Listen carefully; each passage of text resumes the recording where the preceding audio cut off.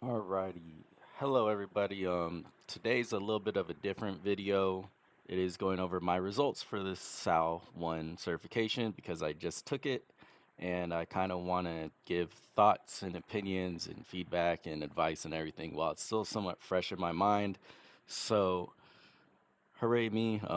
I scored a 910 on it on my first exam attempt. You need 750. My duration was 17 hours because I started it yesterday. So, backstory. I was recording in a room for like Bash and stuff, so the Linux CLI room, and I recorded it. Took 48 minutes of me explaining myself, going through it, having a good time. I went back to upload it, and not even really edit. I just really throw the two feeds together and then upload it. My camera feed went fine, but my screen capture actually got corrupted. So that was a fun little, oh great, I get to re-record it. So I took a little breather and I was like, you know what, bump this. Let me just attempt the sound one. I've two tries. It's a good weekend for me to do it. So I went in there and I did section one and section two yesterday. Section one is the portion where it is the 80 questions in an hour. Here are kind of the five domains that you go over. All that is part of the recommended three tracks that they, you know, tell you should know about before doing it. Um, Security tools of the trade, fundamental knowledge, SOC workflows, activities, common malicious behavior, security frameworks. I will say 80 questions in 60 minutes. It's not exactly rapid fire, but there definitely is, as you're getting questions, because some questions you see it and you immediately can parse it out. Okay, it's multiple choice, so out of the four answers, you can definitely be like, yep, that's the one. Some of them require a little bit slowing down to read what's the difference between this one, because they kind of seem the same. And then there's ones where, just like with most things, okay, what exactly is this talking about? I have a general idea. Oh God, what's this acronym? Let me stop and take like a minute to think about this and then just take a guess. And then you just kind of move on from there because you don't have a lot of time. Um, 80 questions, 60 minutes, less than a minute per question to get through. I want to say I finished mine at like 55 minutes or so. And like for fundamental knowledge, it says I got this little yellow one.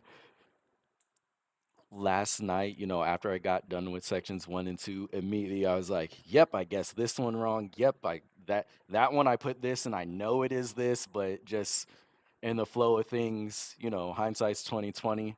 But I was pretty happy with that. So, um, yep, that was that portion. Let me go into section two, which is the first of the two sock simulators that I did. And if you notice, the amount of points that sock simulators are worth are so much more than the multiple choice. So again, so this I think is like worth maybe 200, something like that. Incident classification by itself for each one of these is 150, and that's only saying if it is a true positive or a false positive. All right, not any of the other designations. Is this a true positive or is this a false positive? If you can do that right, each one of these, at least in my case, had under 20 alerts to do in 2 hours per. So yeah, you get 2 hours per each simulator, and you can just start that up anytime within those 24 hours since you initially started the exam. So if you think about this, if your escalation is 150 points, if your classification is 150 points, so we're 300 points right there. And then your case report, which takes up majority of your time of everything in these, is 100 points each. If you can just nail down your instant classifications and escalations, you're going to be golden because you're already going to get majority of the points. That's 300 points out of, let's see, 400 right there.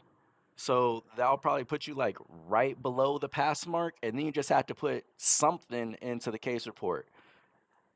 I'm not telling you to skimp out on the case report. I'm simply saying pay attention to what you're classifying each one of the alerts as.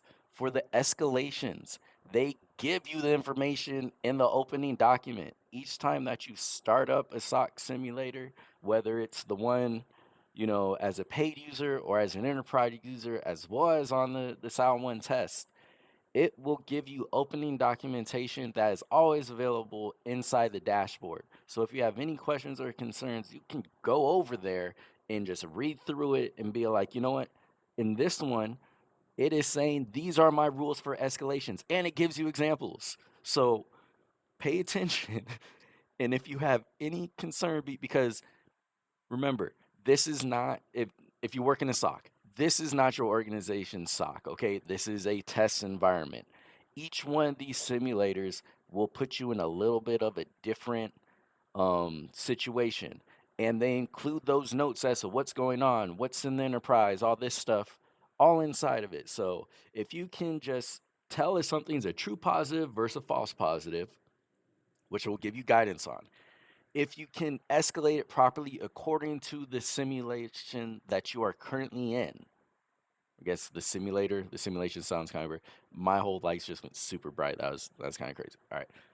That gets you the majority of your points. For the case report, though, that is where really the skill set comes in, I would say, because this is what kind of is being really tested. So it's being able to adequately parse all that information and make it into relevant documentation for the incidents.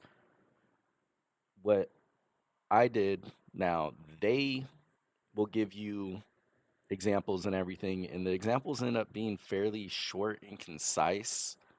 And then it's graded by AI.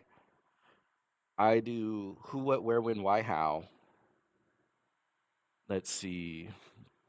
What else did I do? Who, what, where, when, why, how, the MITRE attack chain, associated alerts, recommendations, and escalation notes. Now, I'm sure you can even go further than that, have a dedicated section for IOCs. But as long as you're filling out what's going on, it's going to like it and it's going to give you good amounts of points for that. Now, I've done, I think, three SOC simulator um tests, no, not tests, the kind of gamified thing for their enterprises. I know I recorded one of them. I did another one that I recorded. I ended up getting really angry at the AI grading because it was telling me I wasn't doing stuff when I was doing it.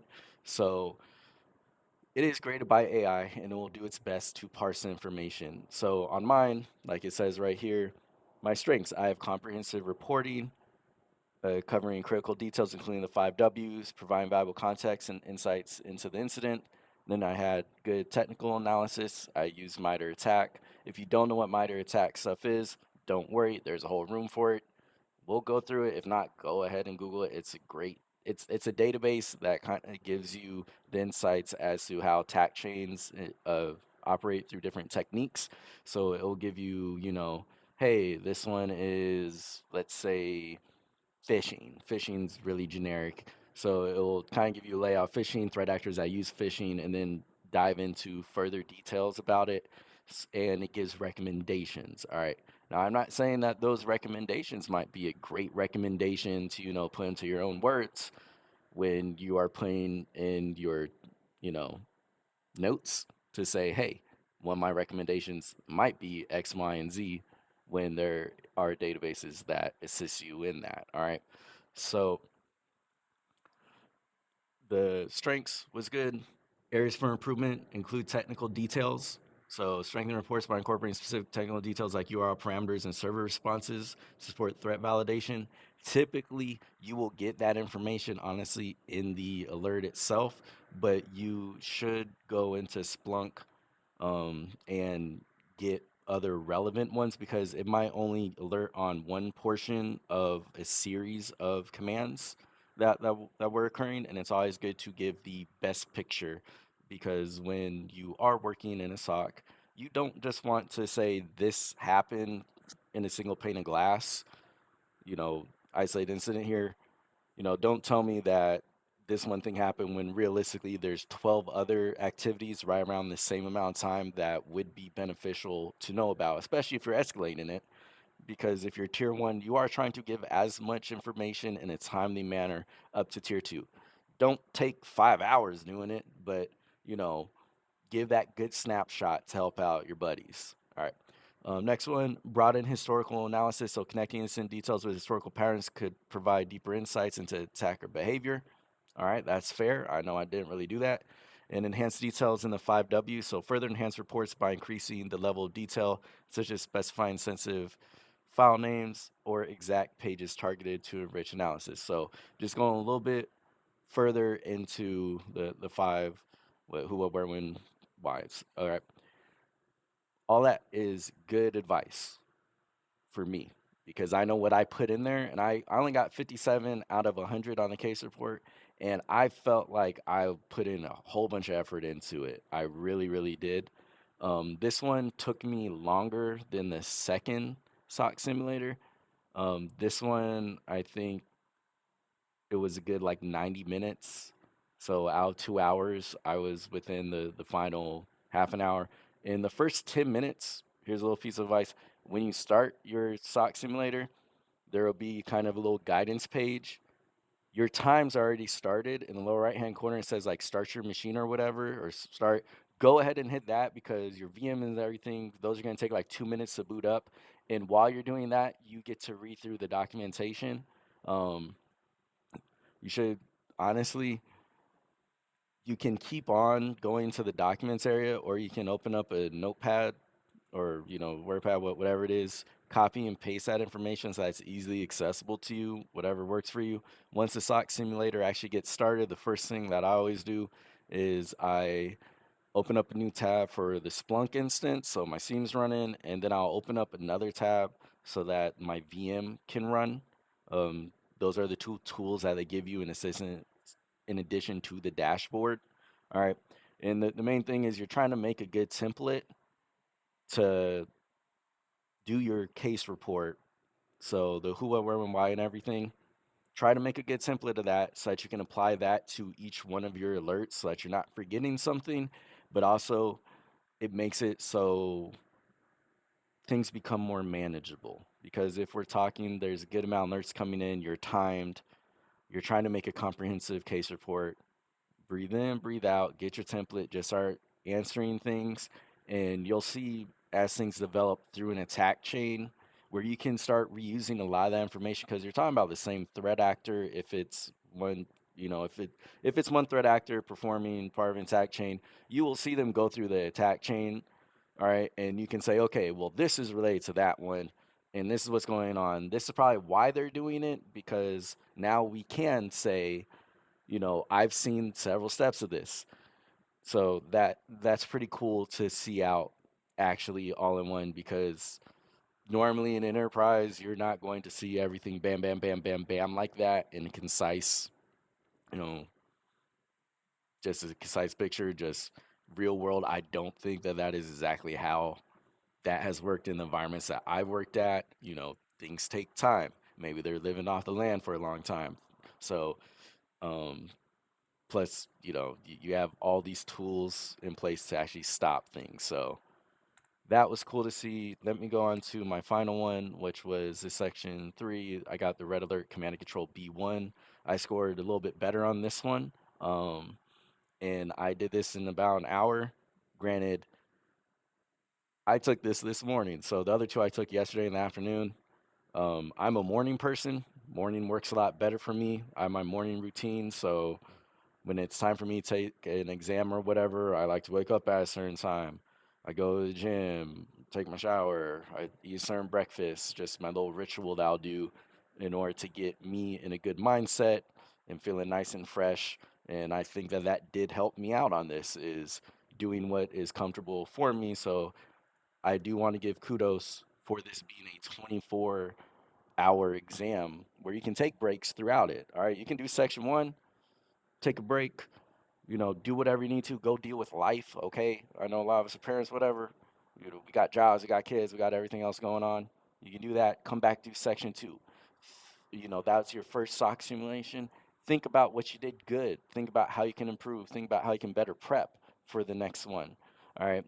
So this one, the things that I did well, I successfully captured and articulated the who, what, where, when, why, how.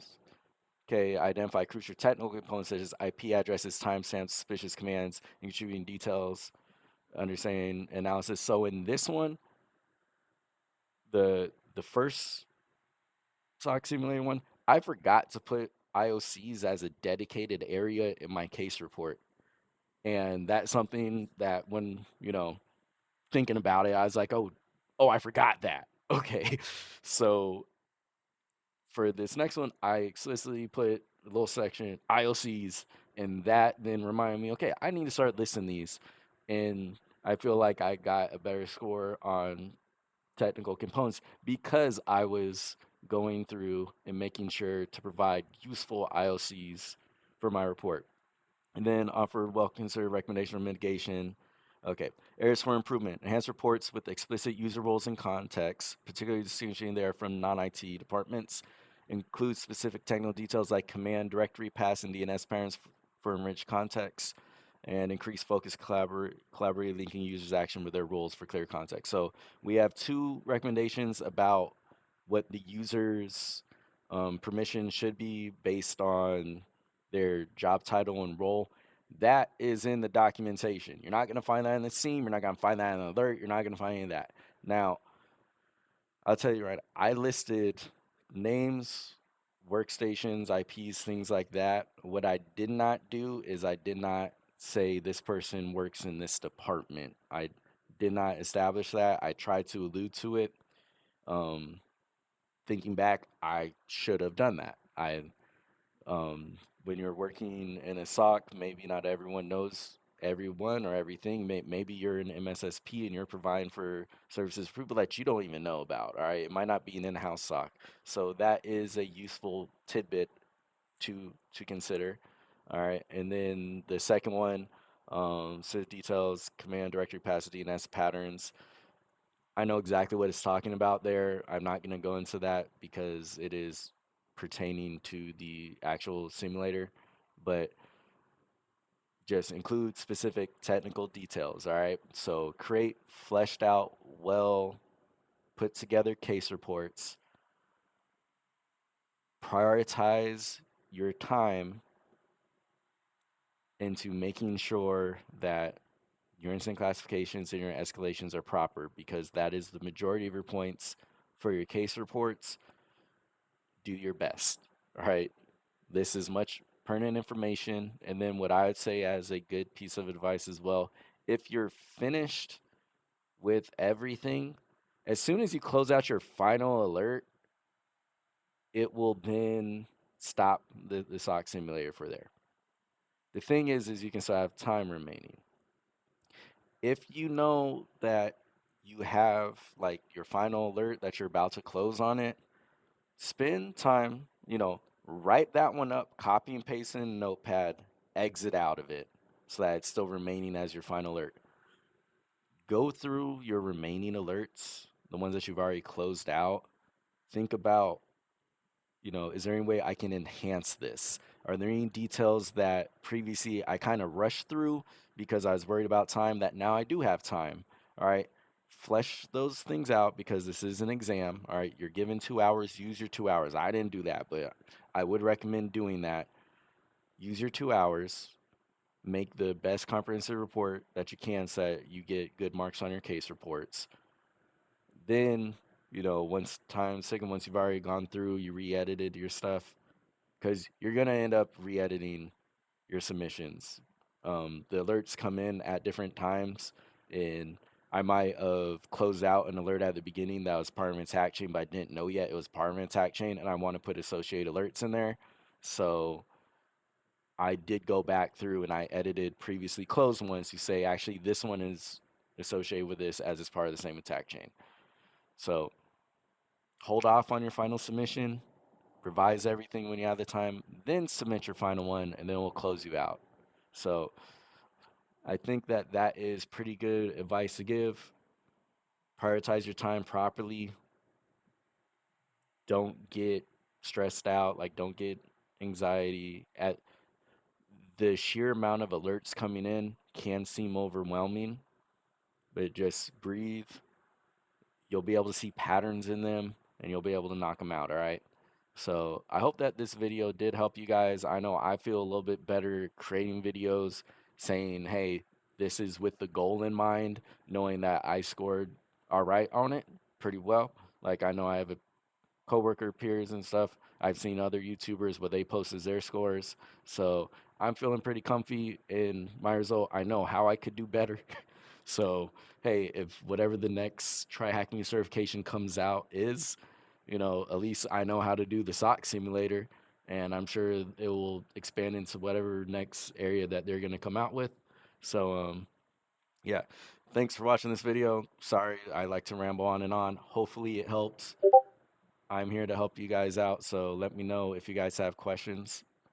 But thanks for watching. Bye.